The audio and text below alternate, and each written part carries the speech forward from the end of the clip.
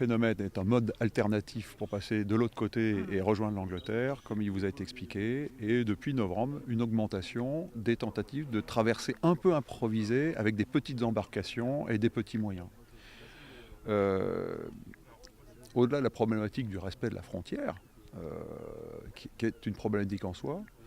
se pose la problématique du danger pour la vie. Parce que là, les conditions de traversée artisanale mettent en péril les gens qui traversent. Et surtout, quand vous expliquez qu'il y a parfois des familles, des enfants en bas âge,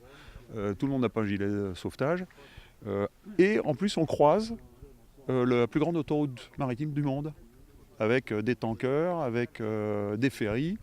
et un risque aussi accidentel. Les migrants, principalement iraniens, qui souhaitent usiter encore une fois ce vecteur maritime, après l'avoir démystifié, semble-t-il, depuis la fin de l'automne, effectivement, achètent des bateaux, bien souvent, bien sûr, avec l'aide de passeurs,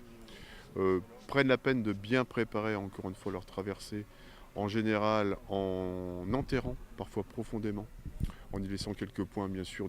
d'identification, leur esquif, leur frêle esquif, qui va leur permettre éventuellement, parce que ce sont souvent des semi-rigides, après avoir gonflé les parties encore une fois souples, de prendre la mer en général au milieu de la nuit ou au petit matin, à destination de la Grande-Bretagne qui finalement est beaucoup plus proche qu'on peut s'imaginer.